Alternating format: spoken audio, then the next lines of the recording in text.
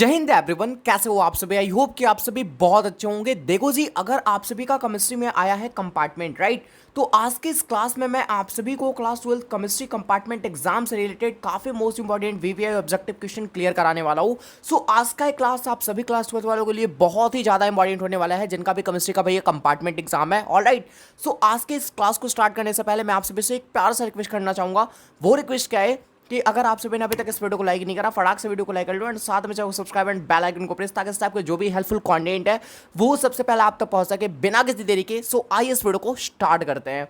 सो दोस्तों, सबसे पहला क्वेश्चन है आप सभी के सामने केमिस्ट्री का चैप्टर नंबर फर्स्ट का, और ये फिजिकल केमिस्ट्री का फर्स्ट चैप्टर जिसका नाम है सॉलिड स्टेट, उसी चैप्टर का एक क्वेश्चन है कि किसी यूनिट सेल में परमाणुओं की संख्या सबसे अधिक होती है। Which unit cell has the largest number of atom. ठीक है, यानी कि कोई भी यूनिट सेल में सबसे ज्यादा परमाणुओं की संख्या किस में होती है, बीसीसी में, एचसीपी में, एफसीसी में या फिर क्यूबिक में। तो इसका जो राइट आंसर हो जाएगा आप सभी के सामने ऑप्शन नंबर सी। ठीक है, यानी कि एफसीसी में सबसे ज्यादा परमाणुओं की संख्या होती है। ठीक है, कितनी होती है जी, तो याद रखना 4 होती है। ऑलराइट, चलो नेक्स्ट क्वेश्चन है आप सभी के सामने सेकंड नंबर कि फ्रैंकल तथा शॉर्टकी दोष होते हैं। Both Frenkel and Schottky defect exist. इनमें से ऐसा कौन सा कंपाउंड है जिसमें आपका फ्रैंकल दोष भी होता है और शॉर्टकी दोष, दोनों दोष पाए जाते हैं। याद रखना AgBr। ठीक है, बी वाला ऑप्शन सही हो जाएगा आप सभी के सामने। और एक चीज और ऑब्जेक्टिव में पूछा जा सकता है कि ऐसा कौन सा दोष है जिसके कारण आपका डेंसिटी में कमी देखने को मिलता है। तो याद रखना शॉर्टकी दोष के कारण क्रिस्टल के वो डेंसिटी में कमी आती है, घनत्व में कमी आती है। ऑलराइट,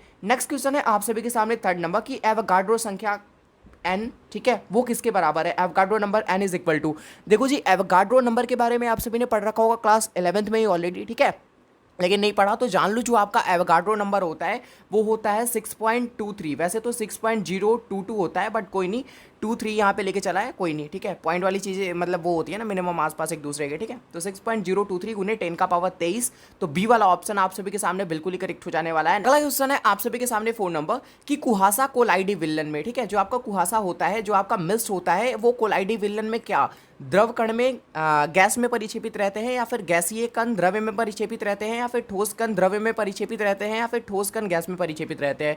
तो मैं आपकी जानकारी के लिए बता दूं, जो आपका कुहासा होता है वो द्रव कण गैस में परिक्षेपित रहते हैं। जो द्रव के कण होते हैं ना, वो आपके गैस में परिक्षेपित रहते हैं। ओके, तो ए वाला ऑप्शन आप सभी के सामने बिल्कुल ही करेक्ट हो जाएगा। ए आपने देख रखा होगा कि भैया गैस में द्रव रहते हैं, राइट। जैसे कुहासा जब ठंडा का टाइम होता है, विंटर का टाइम होता है, मॉर्निंग में जगो, चारों तरफ क्या होता है, कोहरा ही कोहरा होता है, राइट। तुमको दिख रहा होता है कि बस वो गैस है, ऐसे ही धूल का नूर रहा है आपस में। लेकिन जैसे ही उसके पास जाओगे, ठीक है, तो क्या होता है, तुम्हारे सर पे या फिर तुम्हारे बॉडी पे वो पानी की जो बूंदे हैं वो गिरने लगती है, राइट। तो इससे एक क्लियर होता है कि वो गैस में तुम्हारा द्रव क्या होता है, छुपा रहता है। ठीक है, तो सेम वही चीज है कि द्रव कण गैस में परिक्षेपित रहते हैं। ऑलराइट, चलो जी अगला क्वेश्चन है आप सभी के सामने 5 नंबर कि निम्नलिखित में कौन अर्धपारगम्य झिल्ली से निकल पाता है। देखो जी, जो आपका अर्धपारगम्य झिल्ली होता है उससे निकल पाता है केवल और केवल सॉल्वेंट के अणु। ठीक है, सॉल्वेंट यानी कि विलायक के अणु, सॉल्वेंट के पार्टिकल्स। तो ए वाला ऑप्शन आप सभी के सामने बिल्कुल ही करेक्ट हो जाएगा। अगला क्वेश्चन है आप सभी के सामने 6 नंबर कि निम्नलिखित में किसका हिमांक का अवनमन अधिकतम होगा, यानी कि which of the following will have maximum depression in freezing point, right. अब भैया किसका हिमांक का अवनमन अधिकतम होगा, अकॉर्डिंग टू ऑप्शन एक चीज पता चलेगी। जैसे मान लो K2SO4 है, जो आपका K2SO4 है, जब इसको पानी में मिलाओगे तो ये आयनों में टूट जाता है, राइट। और ये जो तुम्हारा K2SO4 है वो आयन में कुछ इस तरीके से टूटता है, यानी कि 2K, ठीक है, और 2K प्लस और SO4 2 माइनस, इस तरीके से आयनों में टूटता है। ठीक है, यानी कि कुल मिला के देखा जाए तो इसका वन टॉप फैक्टर क्या होगा, वो हो जाएगा 2 और एक 3। ठीक है, इसका वन टॉप फैक्टर क्या होगा जी, 3 होगा। मैं ऐसे लिख दे रहा हूँ सही तरीके से, इसका वन टॉप फैक्टर 3 होगा।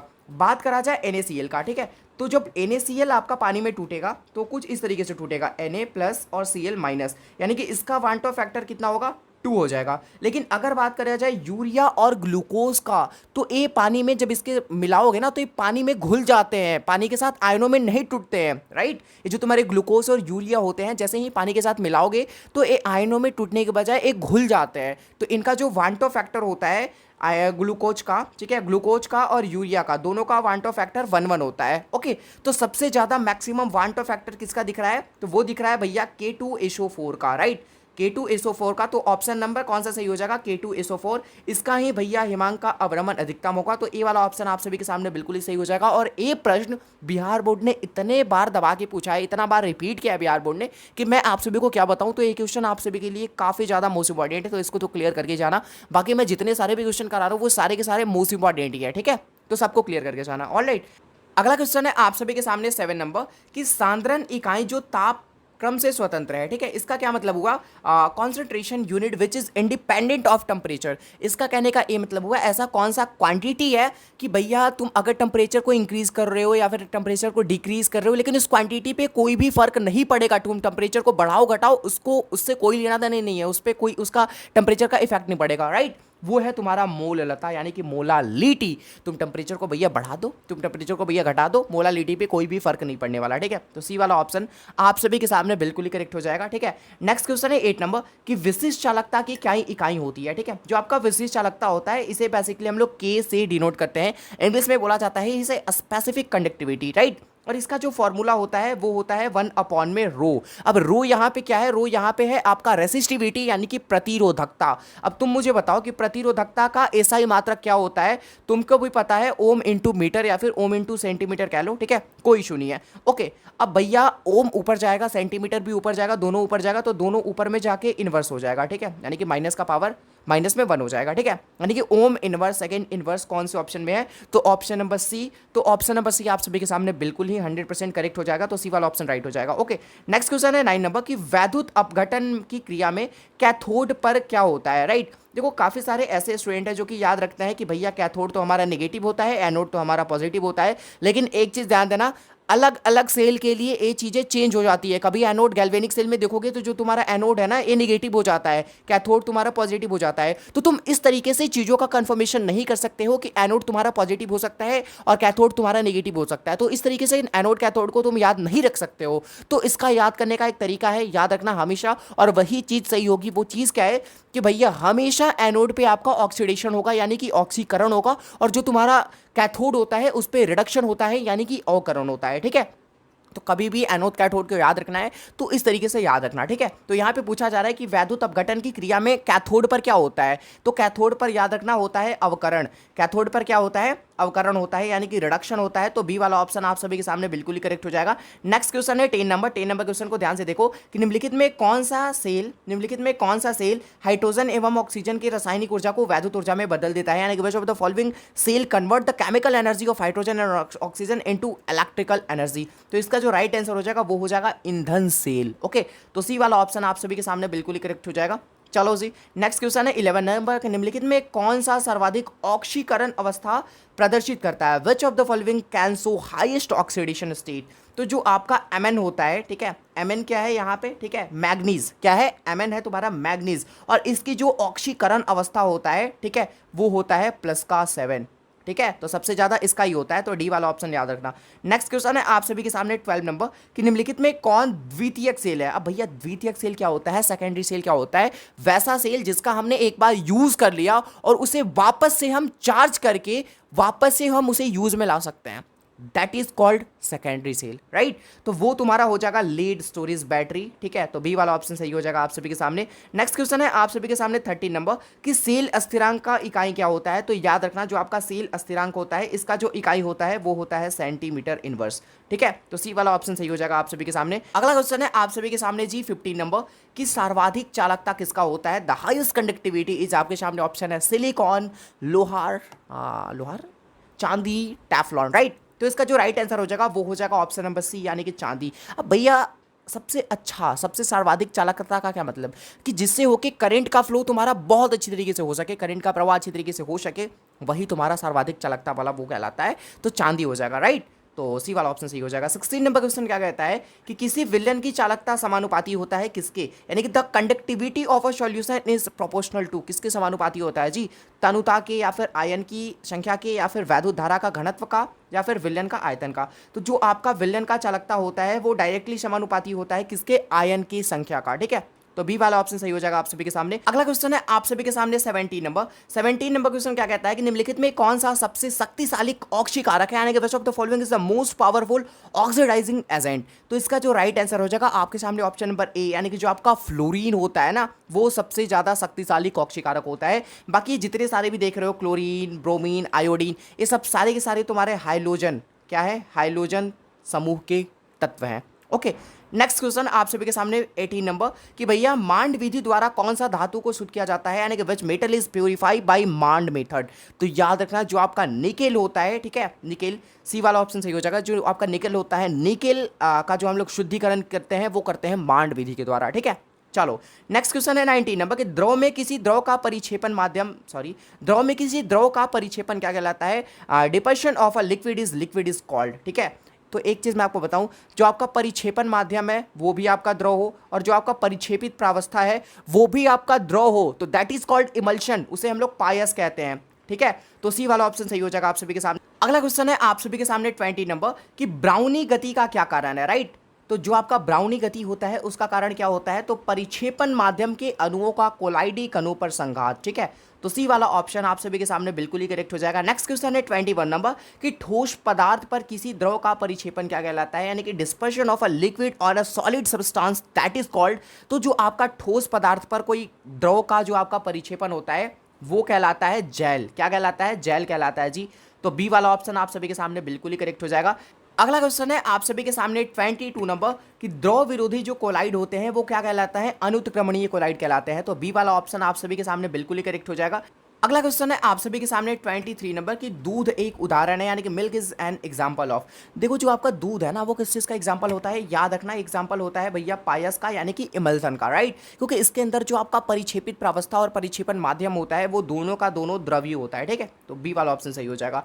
नेक्स्ट क्वेश्चन है 24 नंबर कि किसी अभिक्रिया में जो आपका उत्प्रेरक होता है, जो आपका कैटालिस्ट होता है, वो अभिक्रिया के वेग को परिवर्तित करता है, राइट। अभिक्रिया के वेग को परिवर्तित करता है, यानी कि अभिक्रिया के वेग को बढ़ा भी सकता है, अभिक्रिया के वेग को घटा भी सकता है, ओके। सक्रियण ऊर्जा को घटाता है, राइट। अभिक्रिया के अम्ल में रासायनिक दृष्टिकोण से अपरिवर्तित होता है, बिल्कुल सही, यानी कि उपयुक्त सभी। तो डी वाला ऑप्शन आप सभी के सामने बिल्कुल ही करेक्ट हो जाएगा, ठीक है, यानी कि all of the above. Next question है आप सभी के सामने 25 नंबर कि किस प्रकार की धातुएं प्रभावी उत्प्रेरक बनाती है, यानी कि which type of metal make effective catalyst. तो इसका जो राइट आंसर हो जाएगा आप सभी के सामने ऑप्शन नंबर बी, संक्रमण धातुएं, यानी कि ट्रांजिशन मेटल्स। तो बी वाला ऑप्शन आप सभी के सामने बिल्कुल ही सही हो जाने वाला है। नेक्स्ट क्वेश्चन है 26 नंबर कि जल में, यहाँ पे आपके सामने एक रिएक्शन दिया गया है कि जल में भैया H2 है जो कि आपका गैस है, Cl2 है आपका जो कि गैस है, और 2HCl का निर्माण कर रहा है, राइट। यहाँ पे हाइड्रोजन और क्लोरीन मिलके यहाँ पे हाइड्रोक्लोरिक एसिड बना रहा है, लेकिन ये जो रिएक्शन हो रहा है वो हो रहा है सूर्य प्रकाश में, ठीक है, यानी कि सूर्य के प्रकाश की उपस्थिति में ये जो आपका रिएक्शन है वो कंप्लीट हो रहा है। तो इसका ऑर्डर ऑफ रिएक्शन क्या होगा, यानी कि अभिक्रिया की कोटि क्या होगी, ठीक है। तो भैया एक चीज ध्यान देना, कोई भी अभिक्रिया, कोई भी ऐसा रिएक्शन है जो कि प्रेजेंस ऑफ सनलाइट, यानी कि सूर्य के प्रकाश की उपस्थिति में हो रहा है, तो उस अभिक्रिया का जो कोटि होता है, जो आपका ऑर्डर ऑफ रिएक्शन होता है वो होता है शून्य, ठीक है, यानी कि जीरो। तो डी वाला ऑप्शन सही हो जाएगा आप सभी के सामने। अगला क्वेश्चन है आप सभी के सामने 27 नंबर कि किसी प्रथम कोटि की अभिक्रिया के लिए अर्ध जीवन काल स्वतंत्र है, यानी कि for a first order reaction the half life period is independent. आपके सामने ऑप्शन है अंतिम सांद्रण के प्रथम घात का, प्रारंभिक सांद्रता की तृतीय घात का, प्रारंभिक सांद्रता का, या फिर अंतिम सांद्रण का वर्ग का। तो इसका जो राइट आंसर हो जाएगा, कोई भी प्रथम कोटि का रिएक्शन हो उसके लिए अर्ध जीवन काल जो होता है वो भैया प्रारंभिक सांद्रता की, सॉरी, प्रारंभिक सांद्रता का क्या होता है, 1 सेकेंड, क्या हो रहा है भैया, ओके, प्रारंभिक सांद्रता से स्वतंत्र होता है, ठीक है। तो सी वाला ऑप्शन आप सभी के सामने बिल्कुल ही सही हो जाएगा। अगला क्वेश्चन है आप सभी के सामने 29 नंबर कि किसी प्रथम कोटि की अभिक्रिया के लिए वेग स्थिरांक K1 तथा अर्ध जीवन काल, जिसे हम लोग बेसिकली टी हाफ से डिनोट करते हैं, उसमें क्या रिलेशन है, क्या संबंध है। For a first order reaction the relation between rate constant and half life period. तो भैया वो होता है टी हाफ बराबर 0.693 अपॉन में K1, ठीक है। तो ए वाला ऑप्शन आप सभी के सामने बिल्कुल ही सही हो जाएगा। यहाँ पे K1 से डिनोट किया है तो यहाँ पे K1 K से डिनोट करता तो अपॉन में K आता, राइट। और इस फॉर्मूले पे बेस काफ़ी सारे न्यूमेरिकल्स आपके बोर्ड एग्जाम में पूछे जाते हैं, करेक्ट। तो इफ पॉसिबल अगर आपके पास टाइम हो पाए, बच पाए, तो न्यूमेरिकल्स भी देख सकते हो, लेकिन मैक्सिमम 1-2 ही पूछे जाते हैं, तो उतना मत देखना, ठीक है। बाकी पीवाई के क्वेश्चन पे फोकस करो, क्योंकि कुछ दिन बाद ही तुम्हारा क्या है, वापस से कंपार्टमेंट एग्जाम है, ठीक है। चलो जी, नेक्स्ट क्वेश्चन है 30 नंबर की आर्हेनियस परिकल्पना, ठीक है। आर्हेनियस परिकल्पना के अनुसार अभिक्रिया का वेग कब बढ़ता है, जब उसका टेम्परेचर इंक्रीज करता है, ओके। तो ए वाला ऑप्शन सही हो जाएगा आप सभी के सामने। नेक्स्ट क्वेश्चन है 31 नंबर कि जो आपके गोताखोरी होते हैं, गोताखोरी में श्वसन हेतु यंत्रों में किस गैस का मिश्रण प्रयुक्त होता है। जो आपके गोताखोर होते हैं वो पानी में ऑक्सीजन के साथ साथ हीलियम गैस भी लेके जाते हैं। तो सी वाला ऑप्शन आप सभी के सामने 100% करेक्ट हो जाएगा। नेक्स्ट क्वेश्चन है 32 नंबर कि निम्नलिखित में कौन हाइड्रोजन बॉन्ड नहीं बनाता है, यानी कि which of the following does not form hydrogen bond, ठीक है। जो आपका NH3 होता है जिसे बेसिकली अमोनिया बोलते हैं, ए आपका हाइड्रोजन बॉन्ड बनाता है, करेक्ट। जो आपका H2O होता है, जो आपका जल होता है, वो भी आपका हाइड्रोजन बॉन्ड बनाता है। लेकिन ऑप्शन नंबर सी में मुझे दिख रहा है HCl यानी कि हाइड्रोक्लोरिक अम्ल, ठीक है। और ये जो आपका HCl होता है ना, ये आपका हाइड्रोजन बॉन्ड नहीं क्रिएट करता है, नहीं बनाता है, तो सी वाला ऑप्शन आप सभी के सामने बिल्कुल ही करेक्ट हो जाएगा। नेक्स्ट क्वेश्चन है 33 नंबर कि निम्नलिखित में कौन सा हाइड्रोजन बंध सबसे ज्यादा प्रबल होता है, तो जिसके साथ फ्लोरीन जुड़ गया ना, यहाँ पे देख लो FSF, ठीक है, तो सी वाला ऑप्शन से करेक्ट हो जाएगा, ठीक है। ये जो बॉन्ड होगा अकॉर्डिंग टू ऑप्शन में बता रहा हूँ, सी वाला जो ऑप्शन है यानी कि FHF, ठीक है, ये बॉन्ड आपका सबसे ज्यादा स्ट्रांग होगा, इसे तोड़ पाना काफी ज्यादा मुश्किल होगा। अगला क्वेश्चन कहता है आप सभी के सामने 34 नंबर के निम्नलिखित में कौन सा सबसे प्रबल ऑक्सीकारक पदार्थ है, ठीक है, वो हो जाएगा फ्लोरीन, ओके, तो ए वाला ऑप्शन सही हो जाएगा आप सभी के सामने। नेक्स्ट क्वेश्चन है 35 नंबर की XeF4 का जो आकार होता है वो हमेशा याद रखना वर्गाकार समतलीय यानी कि स्क्वायर प्लेनर, बी वाला ऑप्शन सही हो जाएगा। चलो अगला क्वेश्चन है आप सभी के सामने 36 नंबर कि हीलियम का मुख्य स्रोत क्या होता है, the main source of helium is, helium का मेन सोर्स क्या होता है, हवा नहीं जी, रेडियम नहीं जी, जल नहीं जी, मोनाजाइट रेत होता है, वही हीलियम का मुख्य स्रोत होता है, तो सी वाला ऑप्शन सही हो जाएगा आप सभी के सामने, मोनाजाइट, ओके। नेक्स्ट अगला क्वेश्चन है आपके सामने कि H2SO4 क्या है, H2SO4 क्या है, अम्ल है, भस्म है, क्षार है या फिर लवण है। देखो जो आपका H2SO4 है वो एक अम्ल है, राइट, और कौन सा अम्ल है याद रखना, ये आपका है सल्फ्यूरिक अम्ल, ठीक है, क्या है जी, सल्फ्यूरिक अम्ल है आपका, ठीक है, सल्फ्यूरिक एसिड है, ओके।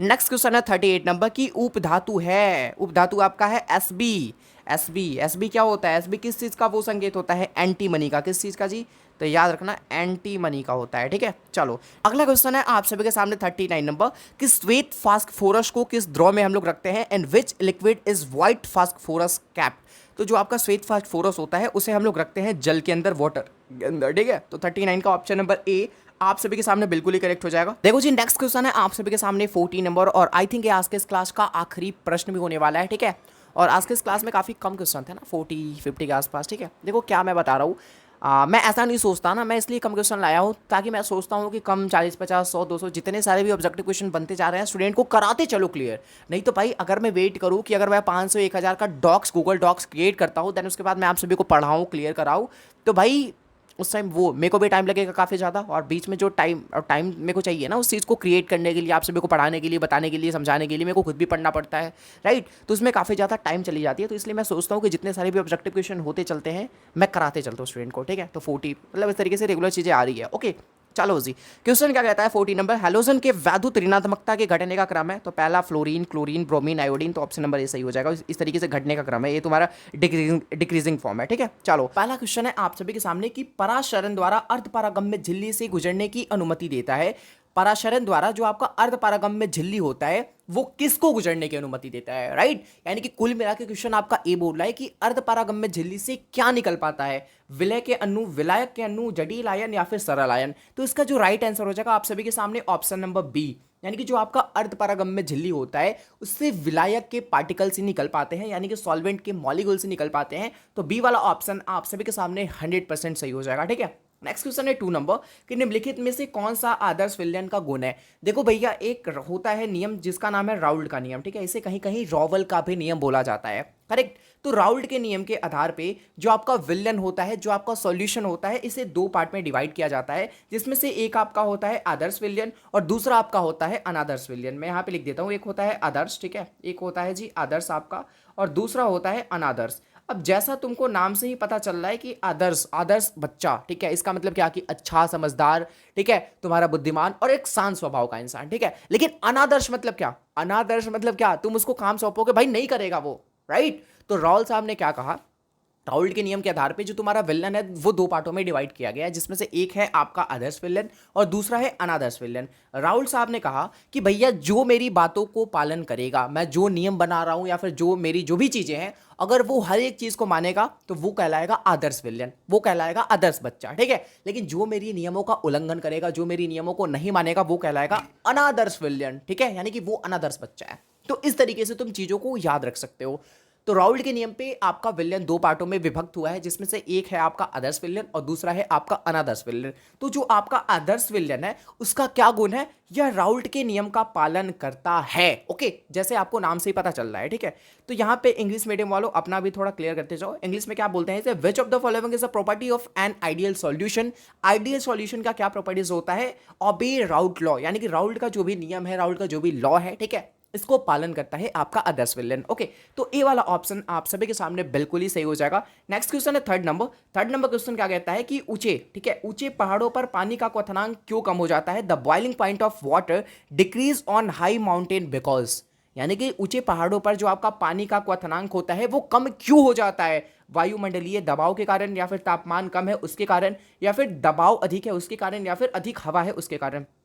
तो इसका जो राइट आंसर हो जाएगा आप सभी के सामने ऑप्शन नंबर ए कि वायुमंडलीय दबाव कम है इसके कारण, ठीक है। तो ए वाला ऑप्शन आप सभी के सामने बिल्कुल ही सही हो जाएगा। नेक्स्ट क्वेश्चन है four number. Four number question क्या कहता है कि निम्नलिखित में कौन सा विलयन का अनुशंख्यक गुण है, ठीक है। यहाँ पे एक चीज छूट गया है, कौन सा विलन का क्या है अनुशंख्यक गुणधर्म है, ठीक है। देखो विलन का जो आपका अनुशंख्यक गुणधर्म, जिसे इंग्लिश में हम लोग क्वालिटेटिव प्रॉपर्टीज बोलते हैं, वो आपके चार प्रकार के होते हैं, ठीक है। कितने प्रकार के जी, चार प्रकार के। मैं यहाँ पे लिख देना चाहूंगा, चीजों को क्लियर कर लो, क्योंकि एक क्वेश्चन आपसे ऑब्जेक्टिव में पूछा ही जाता है एक नंबर में, ठीक है। और कभी कभी भैया आ जाता है दो नंबर वाले में भी कि तुम बताओ कि अनुशंख्यक गुणधर्म क्या होता है विलन का, तो वहां पे आपको डिफाइन करना पड़ेगा एंड इनके जो चार प्रकार होते हैं उसके पास नाम लिखने होंगे दो नंबर के अंदर, ठीक है। ओके, तो क्या होता है चार क्वालिटेटिव प्रॉपर्टीज, ध्यान से देखो। पहला आपका होता है वाष्प दाब का अवनमन, क्या होता है वाष्प दाब का अवनमन, ओके। दूसरा आपका होता है क्वथनांक का उन्नयन, ठीक है, क्वथनांक का उन्नयन। ऐसे क्वेश्चन अभी और आ सकते हैं शायद इसी क्लास में, ठीक है, तो देख लो जल्दी, क्वथनांक का उन्नयन, ठीक है, क्वथनांक का उन्नयन। तीसरा आपका होता है हिमांक का अवनमन, क्या होता है जी, हिमांक का अवनमन, ओके, हिमांक का अवनमन। और जो आपका चौथा होता है वो आपका होता है पराशरणी दाब, ठीक है, क्या होता है, मैं दाब को थोड़ा सही से लिख दे रहा हूं, ठीक है, पराशरणी दाब। ये चार आपके विलन की क्वालिटेटिव प्रॉपर्टीज होते हैं, विलन के अनुशंख्यक गुणधर्म होते हैं। ओके, अब यहां पे भैया चीजें से मिला लो कि कौन सा ऑप्शन आपका सही होने वाला है। तो आपका पृष्ठ तनाव कोई भी क्वालिटेटिव प्रॉपर्टीज नहीं होता है, अर्ध आयु अवधि नहीं होता है, चालकता नहीं होता है, पराशरण, हाँ पराशरण पराशरणी दाब होता है, ठीक है। यहाँ पे एक्चुअल में पराशरणी दाब होना चाहिए था। तो ए वाला ऑप्शन आप सभी के सामने 100% करेक्ट हो जाएगा। अगला क्वेश्चन है आप सभी के सामने 6 नंबर क्वेश्चन क्या कहता है कि परमाणु द्रव्यमान, यानी कि जो आपका एटॉमिक मास होता है, इज इक्वल टू, परमाणु द्रव्यमान किसके बराबर होता है, एक परमाणु के इलेक्ट्रॉन की संख्या के, या फिर एक परमाणु के इलेक्ट्रॉन और प्रोटॉन की संख्या का योग का, या फिर एक परमाणु के न्यूट्रॉन और प्रोटॉन की संख्या का योग का, या फिर इनमें से कोई नहीं। तो हमेशा याद रखना, जो भी आपका परमाणु का द्रव्यमान होता है, जो भी आपका एटम का मास होता है, वो एक परमाणु के न्यूट्रॉन और प्रोटॉन की संख्या का योग होता है, राइट। तो सी वाला ऑप्शन आप सभी के सामने बिल्कुल ही सही हो जाएगा। नेक्स्ट क्वेश्चन है 6 नंबर क्वेश्चन क्या कहता है कि भैया किसी विलयन घटक का आंशिक दाब उसके मूल अंश के समानुपाती होता है, इसे हम लोग क्या कहते हैं, the particle pressure of a solution component is proportional to its mole fraction, that is called, ये आपका जो नियम होता है वो आपका होता है राउल्ट का नियम, ठीक है। तो बी वाला ऑप्शन आप सभी के सामने बिल्कुल ही सही हो जाएगा। नेक्स्ट क्वेश्चन है जी 7 नंबर क्वेश्चन क्या कहता है कि किसी विलयन का एटॉमिक मास, ठीक है, यहां पे एटॉमिक मास होगा, किसी भी विलयन का जो आपका एटॉमिक प्रेशर होगा वो बढ़ाया जा सकता है, राइट, क्या चीज करके, तो विलय अणुओं की संख्या में वृद्धि करके। ओके, तो बी वाला ऑप्शन आप सभी के सामने सही हो जाएगा, ठीक है। नेक्स्ट क्वेश्चन की ओर मैं मूव करना चाहूंगा। 8 नंबर क्वेश्चन कहता है कि मानव रक्त का पीएच मान कितना होता है, भैया ये तो बेसिक सा क्वेश्चन हो गया ना, एकदम जनरल नॉलेज की क्वेश्चन हो गई। The pH of human blood is approximately, right, लगभग में पूछ रहा है। तो जो आपका मानव रक्त का पीएच मान होता है वो याद रखना 7.4 होता है, ठीक है, क्या होता है 7.4। तो सी वाला ऑप्शन आप सभी के सामने बिल्कुल ही सही हो जाएगा। नेक्स्ट क्वेश्चन है जी 9 नंबर कि शुद्ध जल का पीएच मान कितना होता है, the pH value of pure water is, तो हमेशा याद रखना 7 होता है, कितना 7, थाला फॉर अ रीजन। अगर तुम एक क्रिकेट फैन होगे तो इसका मतलब जानता होगे व्हाट इज थाला फॉर अ रीजन, कमेंट करिए मुझे बताना इसका रीजन मतलब क्या होता है, ठीक है। डी वाला ऑप्शन सही हो जाएगा आप सभी के सामने। कोई नहीं, इंटरटेन भी थोड़ा बहुत जरूरी होता है चीजें।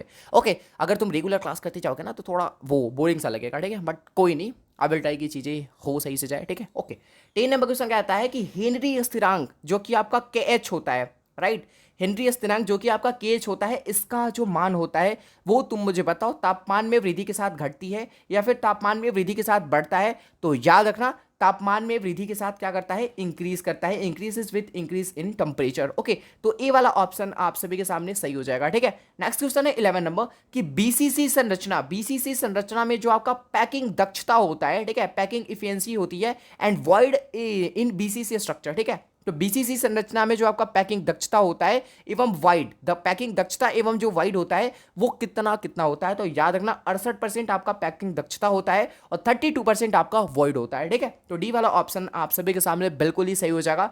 नेक्स्ट क्वेश्चन है 12 नंबर कि निम्नलिखित में किसमें फ्रैंकल दोष पाया जाता है। ठीक है, जो आपका फ्रैंकल दोष होता है वो पाया जाता है सिल्वर ब्रोमाइड में, यानी कि AgBr में। और एक चीज़ और मैं आपको बता देना चाहूँगा, जो आपका AgBr होता है, जो आपका सिल्वर ब्रोमाइड होता है, इसमें आपका फ्रैंकल दोष के साथ साथ आपका शॉर्टकी दोष भी पाया जाता है, यानी कि शॉर्टकी इफेक्ट भी पाया जाता है इसके अंदर। ठीक है, ओके, नेक्स्ट क्वेश्चन है 13 नंबर।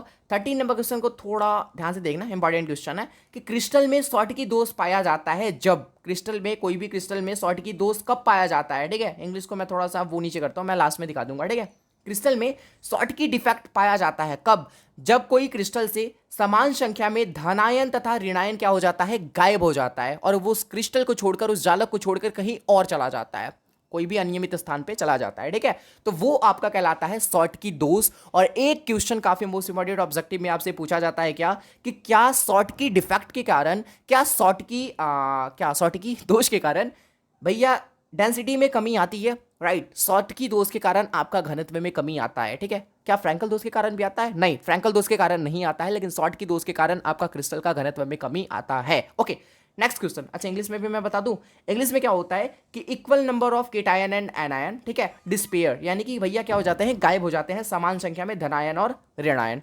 ओके, नेक्स्ट क्वेश्चन है 14 नंबर कि वह ठोस, ठीक है, जिसमें शॉर्टकी एवं फ्रैंकल डिफेक्ट दोनों पाया जाता है। मैंने आपको अभी बताया कि जो आपका AgBr होता है, ठीक है, यानी कि जो आपका सिल्वर ब्रोमाइड होता है, इसमें आपका क्या पाया जाता है, शॉर्टकी और फ्रैंकल दोनों दोष पाए जाते हैं। ओके, तो बी वाला ऑप्शन आप सभी के सामने बिल्कुल ही सही हो जाएगा। नेक्स्ट क्वेश्चन है 15 नंबर कि ग्लास है, ठीक है, ग्लास यानी कि जो आपका शीशा होता है वो क्या होता है, अति शीती द्रव होता है। ठीक है, अति शीती द्रव होता है। बी वाला ऑप्शन आप सभी के सामने बिल्कुल ही सही हो जाएगा। नेक्स्ट क्वेश्चन है 16 नंबर कि आयनिक ठोस निम्नलिखित में कौन है। ठीक है, आयनिक ठोस जो कि आयनों में टूट जाता है तो आपका हो जाएगा NaCl। ठीक है, ये टूटता है ना Na प्लस में, Cl माइनस में। ओके, तो बी वाला ऑप्शन सही हो जाएगा आप सभी के सामने। नेक्स्ट क्वेश्चन है हीरा क्या है। ठीक है, हीरा क्या है, यानी कि व्हाट इज डायमंड, नेटवर्क ठोस है, आयनिक ठोस है, आणविक ठोस है, या फिर इनमें से कोई नहीं। तो जो आपका हीरा होता है, ठीक है, ये आपका होता है नेटवर्क सॉलिड, या फिर नेटवर्क ठोस को ही, नेटवर्क सॉलिड को ही हम लोग कहते हैं सहसंयोजक ठोस,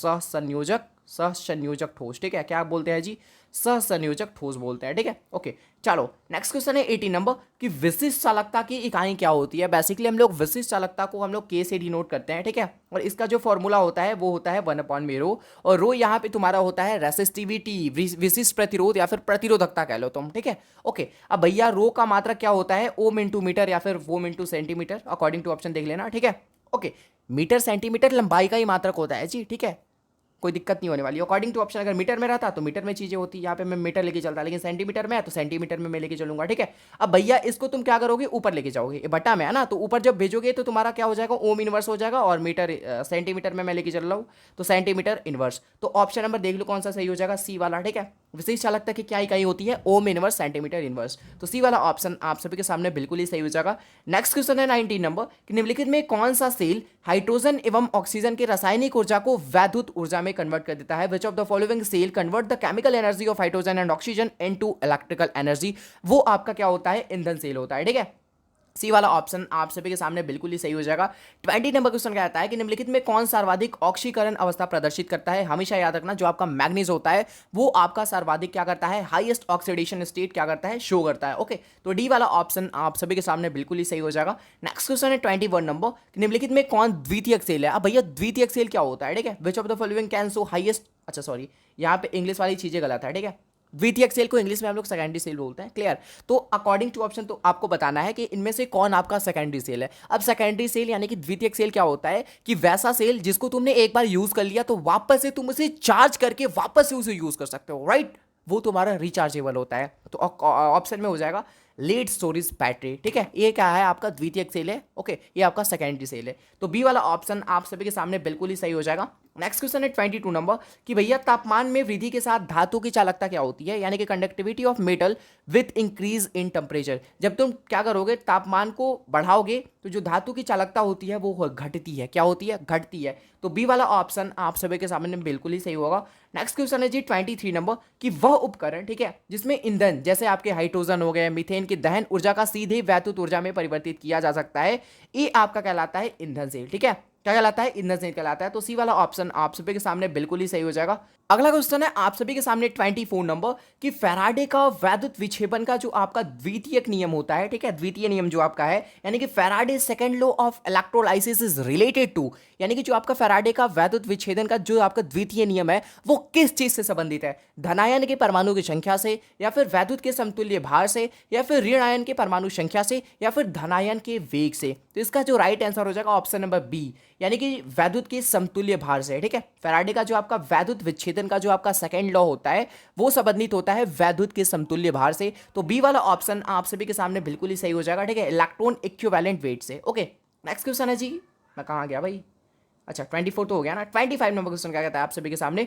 25 नंबर क्वेश्चन को ध्यान से देखो। निम्नलिखित में कौन एक आयनिक यौगिक है? मैंने आपको बता दिया, यहाँ पे आयनिक यौगिक हो जाएगा आपका सोडियम नाइट्रेट। ओके, तो डी वाला ऑप्शन सही हो जाएगा आप सभी के सामने। नेक्स्ट क्वेश्चन है 27 नंबर। 27 नंबर क्वेश्चन क्या कहता है कि निम्नलिखित में किस धातु का निष्कर्षण मैक ऑर्थर विधि से किया जाता है?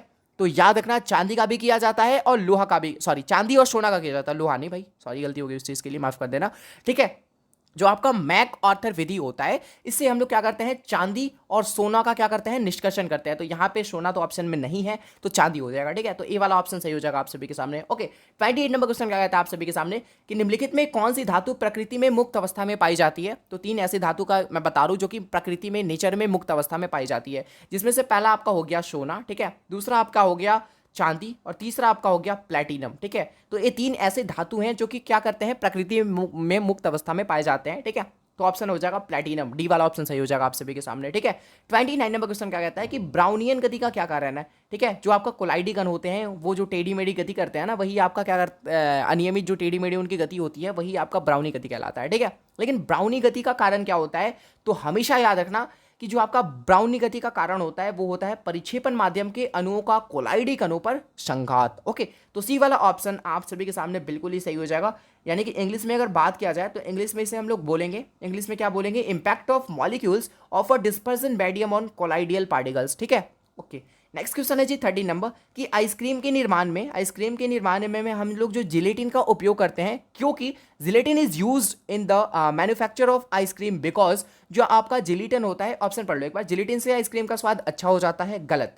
जिलेटिन बर्फ के कणों को बांधे रखती है, या फिर जिलेटिन बर्फ के कणों का स्कंदन से रक्षण करती है, या फिर जिलेटिन आइसक्रीम का मूल्य घटाने के लिए मिलाई जाती है। देखो इसका जो ऑप्शन नंबर हो जाएगा, ऑप्शन नंबर सी हो जाएगा राइट। ओके, चीज़ों को ध्यान में रखो, जो आपका जिलेटिन होता है ना वो बर्फ के कणों का स्कंदन से रक्षण करती है। ओके, तो सी वाला ऑप्शन आप सभी के सामने बिल्कुल ही सही हो जाएगा। इंग्लिश में मैं पढ़ देना चाहूंगा। ठीक है, इंग्लिश में क्या हो जाएगा, gelatin prevent the ice particle from coagulating. ठीक है, तो भैया सी वाला ऑप्शन सही हो जाएगा आप सभी के सामने। अगला क्वेश्चन है आप सभी के सामने 31 नंबर कि स्वर्ण संख्या सबसे कम होती है, गोल्ड नंबर इज लोवेस्ट इन। सबसे कम स्वर्ण संख्या किसका होता है? जिलेटिन का, अंडे के, एल्बुमिन का, या फिर गोंद में, या फिर स्टार्च में। सबसे जो ज्यादा जो आपका स्वर्ण संख्या कम पाया जाता है वो किसके अंदर पाया जाता है? हमेशा याद रखना, जो आपका स्वर्ण संख्या होता है वो सबसे कम आपका होता है जिलेटिन में। ठीक है, तो भैया ए वाला ऑप्शन आप सभी के सामने बिल्कुल ही सही हो जाएगा। ठीक है, क्या हो जाएगा, जिलेटिन। ओके, 32 नंबर क्वेश्चन कहता है आप सभी के सामने कि कुहारा निम्न में किस प्रकार के कोलाइडियल सिस्टम का उदाहरण है? ठीक है, fog is an example of which of the following type of colloidal system. जो आपका कुहारा होता है, कुहारा आई मीन की कुहासा। ठीक है, तो इसका जो राइट आंसर हो जाएगा, चीजों को एक बार ध्यान से समझ लो, मैं ऑप्शन को रीड कर देना चाहूंगा। गैस का द्रव में विलयन होता है, या फिर द्रव का गैस में विलयन होता है, या फिर ठोस का द्रव में विलयन होता है, या फिर द्रव का द्रव्य में विलयन होता है। ठीक है, तो अगर बात करी जाए कुहासा का, तो ए आपका क्या होता है, गैस का द्रव में विलयन, गैस का द्रव में विलयन, या फिर द्रव का गैस में विलयन। ठीक है, बी वाला ऑप्शन सही हो जाएगा आप सभी के सामने। क्योंकि आप सभी ने ठंडी के टाइम में देख रखा होगा कि जैसे ही आप सुबह के टाइम में क्या करते हो, सोकर जगते हो, ठीक है, तो क्या होता है, चारों तरफ कोहरा ही कोहरा होता है। ऑलराइट, तुम क्या करते हो कि जब दूर से देखते हो कोहरा को, ठीक है, तो तुम्हें कुछ दिखाई नहीं देता, तुमको लगता है कि बस जो गैसेस है ना वही गैसेस पूरी तरीके से तुमको गैस के रूप में दिखती है वो। ठीक है, लेकिन जैसे ही तुम उससे क्रॉस करते हो, उसके अंदर जाते हो, ठीक है, मतलब जहां पे कुहासा है, बाहर निकलते हो घर से, तो क्या होता है, तुम्हारे सर पे या फिर तुम्हारे बॉडी पे जो पानी होती है ना, उसकी छोटी छोटी क्या आती है, छींटे पड़ती है, राइट। उस तरीके से जैसे आपका सर भींग गया उस तरीके से होता है ना। तो क्या होता है कि तुम्हारा गैस के फॉर्म में जो चीजें तुमको दिख रही होती है, लेकिन उसके अंदर एक्चुअल में द्रव छिपा होता है, ठीक है। उसके अंदर क्या होता है, द्रव छुपा होता है, जिसे तुम लोग शीत बोलते हो।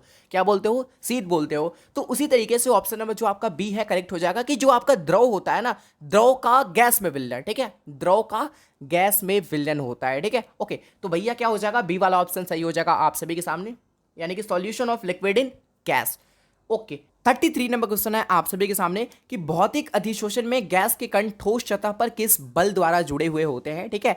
रासायनिक बल द्वारा, वैद्युत बल द्वारा, या फिर गुरुत्वीय बल द्वारा, या फिर वॉन डेर वाल बल के द्वारा। तो उसका जो राइट आंसर हो जाएगा आप सभी के सामने ऑप्शन नंबर डी, यानी कि जो भैया क्या भौतिक अधिशोषण में जो आपके गैस के कण होते हैं ना, वो सतह पर वान डेर वाल्स बल के द्वारा जुड़े हुए होते हैं, ठीक है। तो डी वाला ऑप्शन आप सभी के सामने बिल्कुल ही करेक्ट हो जाएगा। 34 नंबर क्वेश्चन है आप सभी के सामने कि रासायनिक अधिशोषण में कितने परतें होती है। हमेशा याद रखना, रासायनिक अधिशोषण में केवल और केवल एक परतें होती है, ठीक है। तो ए वाला ऑप्शन आप सभी के सामने बिल्कुल ही सही हो जाएगा। नेक्स्ट क्वेश्चन है 35 नंबर कि निम्नलिखित में कौन तृतीय संक्रमण श्रेणी का सदस्य नहीं है, ठीक है। तो जो आपका चांदी होता है, जो आपका भैया क्या चांदी, चांदी है ना, ओके, ए जी चांदी आपका होता है, ठीक है। तो ए आपका तृतीय संक्रमण श्रेणी का सदस्य नहीं होता है। तो डी वाला ऑप्शन आप सभी के सामने बिल्कुल ही सही हो जाएगा। नेक्स्ट क्वेश्चन है 36 नंबर, फिनॉल उदासीन विलयन के साथ कैसा रंग देता है। What colour does phenol give it neutral solution. तो ए आपका देता है बैगनी कलर। कैसा कलर देता है, बैगनी कलर, यानी कि वॉयलेट कलर।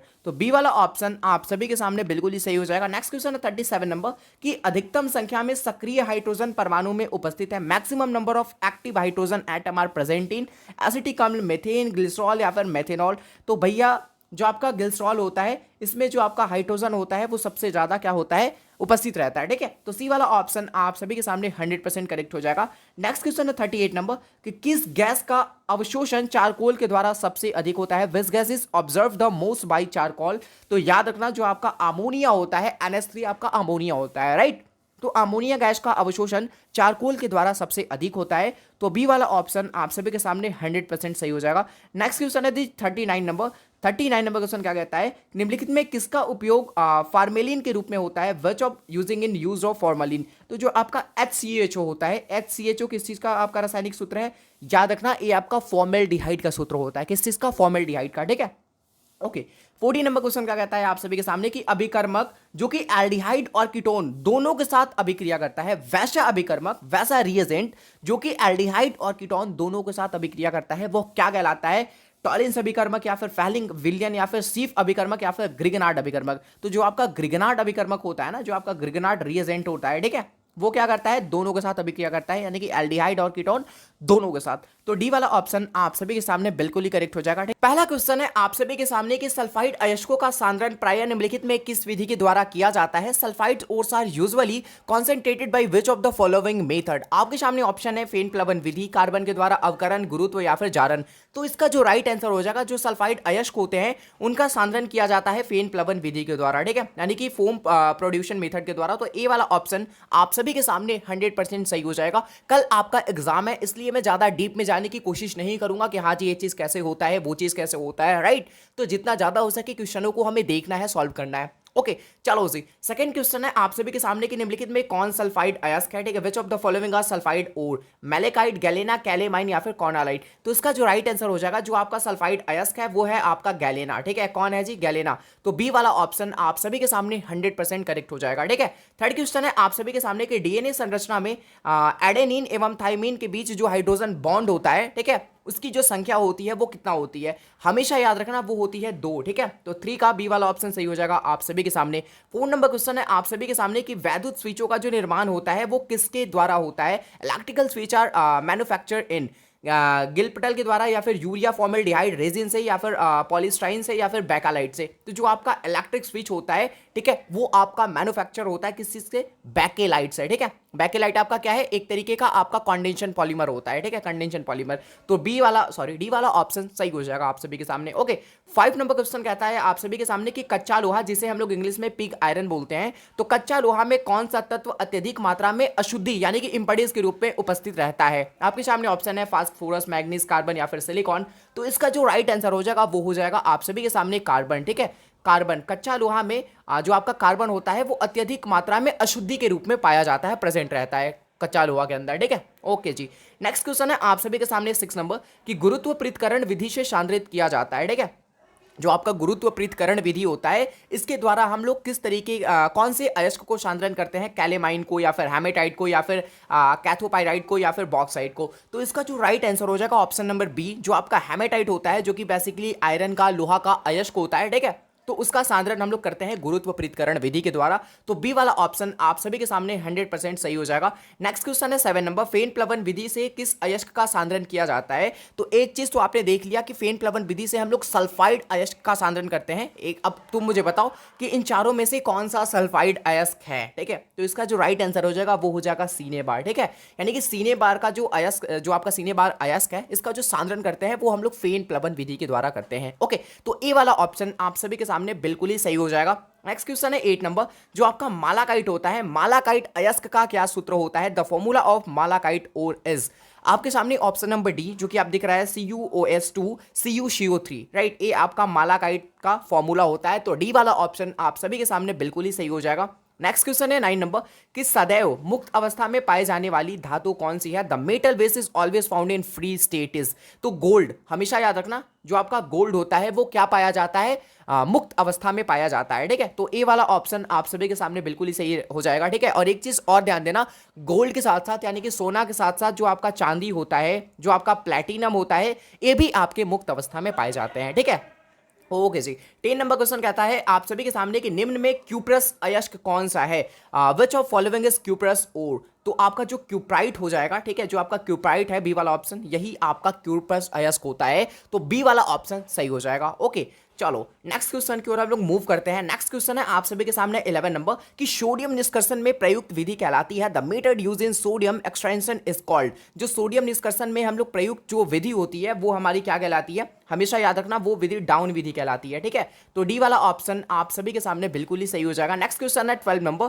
12 नंबर क्वेश्चन क्या कहता है कि निम्न में कौन सा आयरन का अयस्क नहीं है, ठीक है। कौन सा आयरन का अयस्क नहीं है। तो भैया लिमोनाइट आपका आयरन का अयस्क होता है। जो आपका मैग्नेटाइट होता है, ये भी आपका आयरन का अयस्क होता है। लेकिन कैसेटेराइट जो आपका होता है, ये आयरन का अयस्क नहीं होता है। तो सी वाला ऑप्शन सही हो जाएगा 100%। ओके, नेक्स्ट क्वेश्चन है 13 नंबर कि कॉपर पाइराइट का सूत्र क्या है। कॉपर पाइराइट आपका कॉपर का एक अयस्क होता है और कॉपर पाइराइट का जो सूत्र होता है वो होता है Cu2FeS2, ठीक है। यानी कि 13 का, अच्छा सॉरी कॉपर पाइराइट ना, तो CuFeS2, ठीक है। क्या हो जाएगा, CuFeS2। तो सी वाला ऑप्शन आप सभी के सामने बिल्कुल ही सही हो जाएगा। नेक्स्ट क्वेश्चन है आप सभी के सामने 14 नंबर कि निम्न में कौन सा सहजात गुण, सहजात गुण को इंग्लिश में हम लोग बोलते हैं कॉलिगेटिव प्रॉपर्टीज। तो कौन सा आपका कॉलिगेटिव प्रॉपर्टीज है।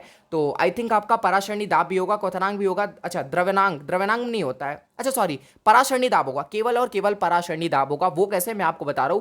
जो आपका कोई भी विलयन का, कोई भी सॉल्यूशन का जो आपका कॉलिगेटिव प्रॉपर्टीज होता है वो 4 प्रकार के होते हैं, ठीक है। जिसमें से पहला आपका आता है वाष्प दाब का अवनमन। देखो वाष्प दाब नहीं होता, वाष्प दाब का अवनमन आपका कॉलिगेटिव प्रॉपर्टीज होता है। उसी तरीके से क्वथनांक नहीं होता, क्वथनांक का उन्नयन आपका कॉलिगेटिव प्रॉपर्टीज होता है, राइट। और द्रव्यनांक तो होता है ही नहीं। तो पराशरणी दाब आपका क्या होगा, कॉलिगेटिव प्रॉपर्टीज होगा। मैं बार बार रिपीट कर रहा हूं, एक बार और मैं बता देना चाहूंगा।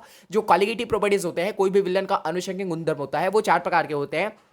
जिसमें से आपका पहला होता है वाष्प दाब का अवनमन, दूसरा होता है क्वथनांक का उन्नयन, तीसरा आपका होता है हेमांक का अवनमन और चौथा होता है पराशरणी दाब। तो ये सब याद रखोगे, ये सब आपके ऑब्जेक्टिव में आते हैं। क्वेश्चन दे देगा कि कौन सा आपका अनुषंगिक गुणधर्म है, ठीक है, या फिर कभी कभी इस तरीके से भी क्वेश्चन पूछता है कि कौन सा आपका अनुषंगिक गुणधर्म नहीं है। ओके, तो ध्यान में रखोगे ये चारों टाइप को। ओके, चलो जी, नेक्स्ट क्वेश्चन है हमारा 15 नंबर कि किस पर ताप का प्रभाव नहीं पड़ता है। ऐसा कौन सा क्वांटिटी है जिस पे भैया ताप का प्रभाव नहीं पड़ेगा। यानी कि तुम टेम्परेचर को इंक्रीज करो, डिक्रीज करो, ये भैया अपना निफिक्र है, ठीक है। इस पे कोई भी फर्क नहीं पड़ने वाला। वो तुम्हारा होता है मोल प्रभाज और मोल लता, ठीक है। मोल प्रभाज और मोल लता यानी कि मोल फ्रैक्शन और मोलालिटी। ओके, तो बी वाला ऑप्शन आप सभी के सामने बिल्कुल ही सही हो जाएगा। नेक्स्ट क्वेश्चन है आप सभी के सामने 16 नंबर। 16 नंबर क्वेश्चन क्या कहता है कि इनमें कौन राउल्ट नियम से धनात्मक विचलन प्रदर्शित करता है। राउल्ट के नियम के आधार पे जो आपका विलन होता है वो 2 पार्टों में डिवाइड होता है, जिसमें से एक आपका होता है आदर्श, दूसरा आपका होता है अनादर्श। इंग्लिश में बात करी जाए तो एक आपका होता है आइडियल सॉल्यूशन और दूसरा होता है non ideal solution. Ideal solution वे होते हैं जो राउल्ट के नियम का पालन करते हैं, नॉन आइडियल सॉल्यूशन वो होते हैं जो कि राउल्ट के नियम का पालन नहीं करते हैं। ओके, क्वेश्चन क्या कह रहा है आप सभी से, ये तो बेसिक सी चीज होगी, मैंने आपको बता दिया। ओके, ध्यान में रखना। इनमें कौन सा राउल्ट नियम से धनात्मक विचलन प्रदर्शित करता है? तो जो आपका बेंजीन होता है, जो आपका क्लोरोफॉर्म होता है, दोनों का जो स्ट्रक्चर होता है वो एक जैसा ही होता है, आई थिंक। ठीक है, तो ये वाला ऑप्शन आप सभी के सामने बिल्कुल ही सही हो जाएगा। नेक्स्ट क्वेश्चन है आप सभी के सामने 17 नंबर कि कौन अनुसंख्यक गुणधर्म नहीं है? अभी मैंने आपको बताया this is not a colligative properties. मैंने अभी आपको क्या बोला कि 4 कॉलिगेटिव प्रॉपर्टीज होते हैं, इनको ध्यान में रखना। इससे जरूर 1 से 2 नंबर के प्रश्न आपके ऑब्जेक्टिव में करे जाते हैं कि कौन अनुसंख्यक गुणधर्म है या फिर कौन अनुसंख्यक गुणधर्म नहीं है। ठीक है, तो यहां पे पूछा जा रहा है कौन नहीं है। ओके, तो हिमांक में अवनमन, हिमांक का अवनमन आपका एक कॉलिगेटिव प्रॉपर्टीज होता है। ओके, परासरणी दाब भी होता है। क्वथनांक में उन्नयन भी आपका एक कॉलिगेटिव प्रॉपर्टीज होता है, लेकिन मोलल उन्नयन स्थिरांक आपका एक अनुसंख्यक गुणधर्म यानी कि कॉलिगेटिव प्रॉपर्टीज नहीं होता है। तो डी वाला ऑप्शन सही हो जाएगा आप सभी के सामने। ओके, चलो जी 18 नंबर क्वेश्चन क्या कहता है कि निम्नलिखित में किसमें विलयन का मैंने अभी क्या बोला भाई, याद रख लो, बहुत इंपॉर्टेंट है। 3 क्वेश्चन आ गए अभी अभी 18 क्वेश्चन पे मैं हूं, 3 क्वेश्चन एक ही जैसे आ गए। ठीक है, तो याद रखना ला अनुसंख्यक गुणधर्म। ओके, सब्जेक्टिव में भी पूछा जाता है कि विलयन किसे कहते हैं और इसके अनुसंख्यक गुणधर्म क्या है और कितने टाइप के होते हैं, लिखो। इस सब्जेक्टिव में पूछे जाते हैं। अब इससे लघु उत्तरीय में, दीर्घ उत्तरीय में पूछा जा सकता है, सबको वहां पे एक्सप्लेन करना पड़ेगा। लाइक वास्तव का अवनमन है वो किस तरीके से होता है, क्वथनांक का उन्नयन है, हिमांक का अवनमन है, पराश्रेणी दाब है, कौन सबका डेफिनेशन किस तरीके से क्या प्रोसेस है, वो हर एक चीज वहां पे आपको डिफाइन करना पड़ेगा। ओके, लेकिन क्वेश्चन पे और हम लोग बढ़ते हैं ऑब्जेक्टिव। अभी हम लोग कर रहे हैं तो ऑब्जेक्टिव के ऊपर चर्चा करता है। ठीक है, तो निम्नलिखित में किसमें विलयन का अनुसंख्यक गुणधर्म नहीं है? Which of the following does not have colligative properties of solution? Okay, तो भैया पराश्रेणी दाब होता है, कॉलिगेटिव प्रॉपर्टीज होता है, राइट। वाष्प दाब का अवनमन होता है, हिमांक का अवनमन होता है, लेकिन जो आपका पृष्ठ तनाव है ना, ये आपका कॉलिगेटिव प्रॉपर्टीज नहीं होता है। तो बी वाला ऑप्शन आप सभी के सामने बिल्कुल ही सही हो जाएगा, सरफेस टेंशन। ओके ओके जी, नेक्स्ट क्वेश्चन की ओर मैं मूव करना चाहूंगा, जो कि है आप सभी के सामने 19 नंबर कि निम्न में कौन सा एक उभय थर्मी ऑक्साइड है? ठीक है, तो जो आपका जिंक ऑक्साइड होता है, ठीक है, जो आपका जिंक ऑक्साइड होता है ना, Zn जिंक, ओ लग गया ऑक्साइड। ओके, तो जो आपका जिंक ऑक्साइड होता है ये आपका एक उभय थर्मी ऑक्साइड होता है। तो डी वाला ऑप्शन आप सभी के सामने बिल्कुल ही करेक्ट हो जाएगा। नेक्स्ट क्वेश्चन है 20 नंबर कि निम्नलिखित में कौन सा सबसे प्रबल ऑक्सीकारक पदार्थ है? देखो, एक क्वेश्चन मैंने डाल रखा था कम्युनिटी टैब में अपना, मतलब लाइक 2 से 3 दिन हो गए, तो 3 दिन पहले इस क्वेश्चन को मैंने अपनी कम्युनिटी टैब में डाला था। तो कम्युनिटी टैब में भी थोड़ा सा एक्टिव रहा करो आप सभी, क्योंकि वहां पे मैं काफी मोस्ट इंपोर्टेंट क्वेश्चन को ही डालता हूं। ओके, तो निम्न में कौन सा आपका प्रबल ऑक्सीकारक पदार्थ है? काफी सारे स्टूडेंट ऐसे थे जिनके कमेंट आए थे, जिनके पोल आए थे, वोट आए थे कि भैया आपका जो फ्लोरीन होता है, आपका जो F2 होता है, वो आपका सबसे प्रबल ऑक्सीकारक पदार्थ होता है। तो बिल्कुल सही, जो आपका फ्लोरीन होता है ना, वो सबसे प्रबल ऑक्सीकारक पदार्थ होता है। ठीक है, तो ए वाला ऑप्शन आप सभी के सामने बिल्कुल ही सही हो जाएगा। नेक्स्ट क्वेश्चन है 21 नंबर कि निम्नलिखित में कौन हाइड्रोजन बंधन नहीं बनाता है? आपके सामने ऑप्शन है NH3 जो कि आपका अमोनिया होता है, H2O आपका जल होता है, ठीक है, HCl आपका हाइड्रोक्लोरिक अम्ल होता है। क्वेश्चन आपसे क्या पूछा जा रहा है कि निम्नलिखित में कौन हाइड्रोजन बॉन्ड नहीं बनाता है? Which of the following does not form hydrogen bond? तो जो आपका HCl होता है, जो आपका हाइड्रोक्लोरिक अम्ल होता है, ये आपका हाइड्रोजन बॉन्ड नहीं बनाता है। तो सी वाला ऑप्शन आप सभी के सामने बिल्कुल ही करेक्ट हो जाएगा। ठीक है, 22 नंबर क्वेश्चन कहता है आप सभी के सामने कि सोडियम क्लोराइड किसमें विलय है? Sodium chloride is soluble in what? जो आपका अमोनियम हाइड्रोक्साइड होता है, इसमें आपका सोडियम क्लोराइड जो कि आपका NaCl होता है, नमक होता है, ये आपका अमोनियम हाइड्रोक्साइड में विलय होता है। ठीक है, तो बी वाला ऑप्शन आप सभी के सामने 100% करेक्ट हो जाएगा। ऑलराइट जी, नेक्स्ट क्वेश्चन है आप सभी के सामने 23 नंबर कि आर्गन जो कि जिसका परमाणु संख्या आपका 18 होता है, जिसे बेसिकली हम लोग AR से डिनोट करते हैं, ठीक है, जो कि आपका आर्गन एक अक्रिय गैस होता है। तो आर्गन किसके द्वारा खोजी गई थी? Argon was discover by whom. तो जो आपके रामसे है ना, ठीक है, जो आपके रामसे हैं, इनके द्वारा आर्गन की खोज करी गई थी। तो बी वाला ऑप्शन आप सभी के सामने 100% करेक्ट हो जाएगा। ओके, 24 नंबर क्वेश्चन कहता है कि वायुमंडल में सर्वाधिक पाई जाने वाली अक्रिय कौन सी है? ठीक है, अभी मैंने आपको बोला जो आपका आर्गन होता है, ठीक है, वो आपका एक अक्रिय गैस होता है। क्वेश्चन पूछा जा रहा है कि वायुमंडल में सर्वाधिक मात्रा में पाई जाने वाली जो अक्रिय गैस होती है, वो आपका आर्गन ही होता है। ठीक है, तो सी वाला ऑप्शन आप सभी के सामने 100% करेक्ट हो जाएगा। अगला क्वेश्चन है आप सभी के सामने 25 नंबर कि भैया हीलियम गैस का प्रमुख स्रोत क्या है? The main source of helium gases हवा है या फिर मोनोजाइट सैंड है या फिर रेडियम है या फिर सभी है? तो जो आपका हीलियम होता है, ठीक है, जिसका एटॉमिक नंबर क्या होता है? 2 होता है। ओके, हाइड्रोजन के बाद आपका आता है हीलियम। ओके, तो जो आपका हीलियम का प्रमुख स्रोत होता है वो आपका होता है मोनोजाइट सैंड। ठीक है, मोनोजाइट सैंड। तो बी वाला ऑप्शन आप सभी के सामने बिल्कुल ही सही हो जाएगा। नेक्स्ट क्वेश्चन है 26 नंबर कि वायु में निम्न में कौन सी गैस नहीं पाई जाती है, ठीक है, नाइट्रोजन, ऑक्सीजन, क्रिप्टॉन या फिर रेडॉन। तो जो आपका रेडॉन होता है ना, ठीक है, वो वायु में नहीं पाई जाती है। तो डी वाला ऑप्शन आप सभी के सामने बिल्कुल ही करेक्ट हो जाएगा। नेक्स्ट क्वेश्चन है 27 नंबर कि किसी पदार्थ की अभिक्रिया की दर, कोई भी पदार्थ की अभिक्रिया की दर निम्नलिखित में किस बात पर निर्भर करता है। The rate of reaction of a substance depend on which of the following. आपके सामने ऑप्शन है परमाणु द्रव्यमान पे, या फिर समतुल्य द्रव्यमान पे, या फिर अणु द्रव्यमान पे, या फिर सक्रिय मात्रा पे। तो इसका जो राइट आंसर हो जाएगा, किसी पदार्थ की जो अभिक्रिया की दर होती है वो सक्रिय मात्रा पे यानी कि एक्टिव क्वांटिटी पे क्या करती है, डिपेंड करती है, निर्भर करती है, ठीक है। तो डी वाला ऑप्शन आप सभी के सामने बिल्कुल ही करेक्ट हो जाएगा। नेक्स्ट क्वेश्चन है 28 नंबर कि वैद्युत अपघटन की क्रिया में एनोड पर क्या होता है। In the process of electrolysis what occurs at the cathode. देखो जी, काफी सारे ऐसे स्टूडेंट हैं, मैं बार बार रिपीट करता हूँ, अपने जितने सारे भी आज तक मैंने लेक्चर ली है, जितने सारे भी मैंने क्लासेस ली है, हर एक में मैं एक ही चीज को बार बार रिपीट करता आया हूँ। अगर मुझे ये प्रश्न दिख जाता है तो कभी भी काफी सारे ऐसे स्टूडेंट हैं जो कि भैया एनोड आपका पॉजिटिव होता है, कैथोड आपका निगेटिव होता है, इस तरीके से याद रखते हैं, लेकिन ये बिल्कुल बिल्कुल टोटली रॉन्ग है। विद्युत अपघटनी सेल के लिए ए फॉर्मेट आपका सही है कि हाँ, एनोड आपका पॉजिटिव होता है, कैथोड आपका निगेटिव होता है, राइट। लेकिन जैसे ही आप जाते हो इलेक्ट्रोकेमिकल सेल के अंदर यानी कि गैल्वेनिक सेल के अंदर, तो वहां पे आपका जो एनोड है वो निगेटिव हो जाएगा, कैथोड आपका पॉजिटिव हो जाएगा, राइट। तो चार्ज के अकॉर्डिंग तुम एनोड और कैथोड को डिफाइन नहीं कर सकते हो।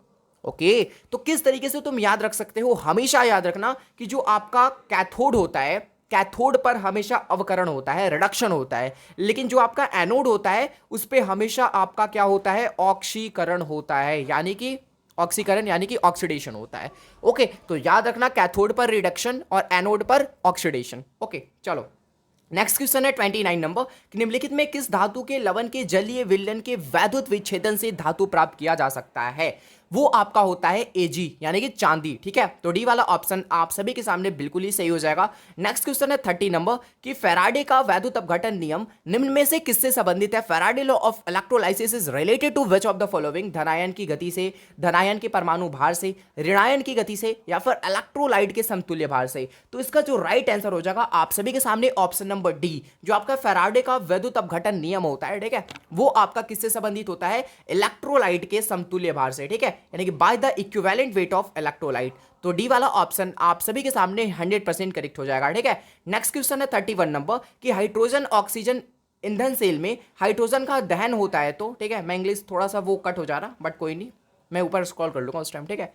हाइड्रोजन ऑक्सीजन ईंधन सेल में हाइड्रोजन का जो दहन होता है, जो hydrogen oxygen fuel cell hydrogen is burn which अत्यधिक शुद्ध जल उत्पन्न करता है, दो इलेक्ट्रोड के बीच विभवांतर उत्पन्न करता है, इलेक्ट्रॉन सतह से अवशोषित ऑक्सीजन निकालता है, या फिर उष्मा उत्पन्न करता है। तो जो आपका हाइड्रोजन ऑक्सीजन ईंधन सेल होता है, जब उनका दहन किया जाता है तो भैया वो क्या करते हैं, हमेशा याद रखना, वो दो इलेक्ट्रोडों के बीच विभवांतर उत्पन्न करता है, ठीक है। इंग्लिश मीडियम वाले देख लो क्या करते हैं जी, produce potential difference between two electrode. तो बी वाला ऑप्शन आप सभी के सामने क्या हो जाएगा, 100% करेक्ट हो जाएगा, ठीक है।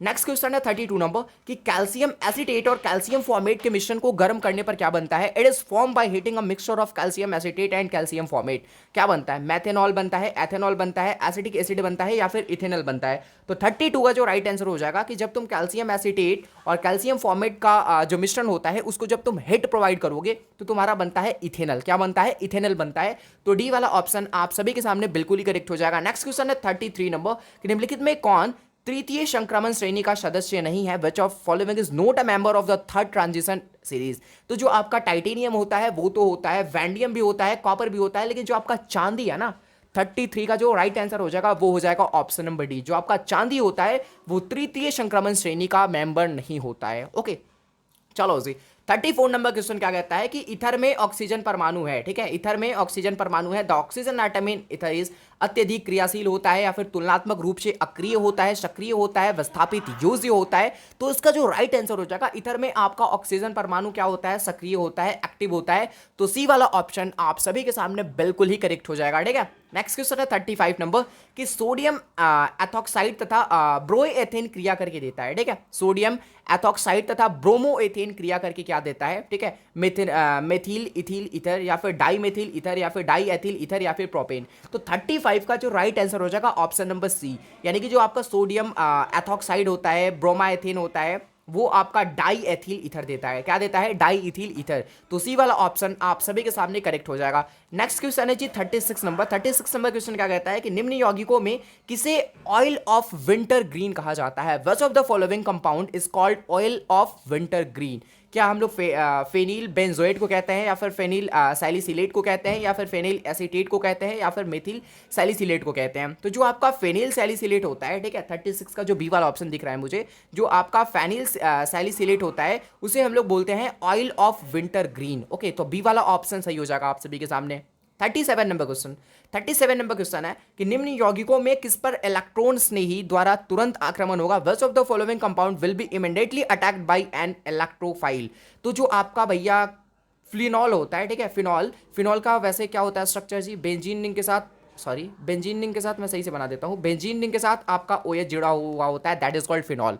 ओके, तो फिनॉल पे क्या होता है कि फिनॉल पे इलेक्ट्रॉन स्नेही द्वारा क्या होता है? तुरंत आक्रमण होता है। ओके, तो सी वाला ऑप्शन आप सभी के सामने बिल्कुल ही करेक्ट हो जाएगा। नेक्स्ट क्वेश्चन है 38 नंबर कि भैया अधिकतम संख्या में सक्रिय हाइड्रोजन परमाणु उपस्थित है, maximum number of active hydrogen atom are present in, ठीक है, एसिटिक अम्ल में, मेथेन में, या फिर ग्लिसरॉल में, या फिर मेथेनॉल में। तो जो आपके सबसे ज्यादा हाइड्रोजन परमाणु उपस्थित रहते हैं वो रहते हैं ग्लिसरॉल के अंदर, ठीक है। तो सी वाला ऑप्शन आप सभी के सामने बिल्कुल ही करेक्ट हो जाएगा। नेक्स्ट क्वेश्चन है 39 नंबर कि किस गैस का अवशोषण चारकोल के द्वारा सबसे अधिक होता है? आपके सामने ऑप्शन है अमोनिया, ठीक है, ऑप्शन नंबर बी, यानी कि जो आपका अमोनिया होता है, अमोनिया गैस का अवशोषण चारकोल के द्वारा सबसे अधिक होता है। तो 39 का बी वाला ऑप्शन बिल्कुल ही करेक्ट हो जाएगा, ठीक है। 40 नंबर क्वेश्चन है आप सभी के सामने कि किसी गैस के ठोस सतह पर अधिशोषण की मात्रा निर्भर करती है। The amount of adsorption of a gas on a solid surface depend on gas के ताप पर, गैस के दाब पर, गैस की प्रवृत्ति पर, या फिर उपयुक्त में सभी पे। तो इसका जो राइट आंसर हो जाएगा कि भैया कोई भी गैस का जो ठोस सतह पर अधिशोषण की जो मात्रा होती है वो निर्भर करती है गैस के ताप पर भी, गैस के दाब पर भी, गैस की प्रवृत्ति पर भी, यानी कि उपयुक्त में सभी पर। तो डी वाला ऑप्शन सही हो जाएगा आप सभी के सामने। ओके, नेक्स्ट क्वेश्चन है 41 नंबर कि किसके द्वारा दूध को कुछ समय के लिए सुरक्षित किया जा सकता है? By which milk can be preserve bye.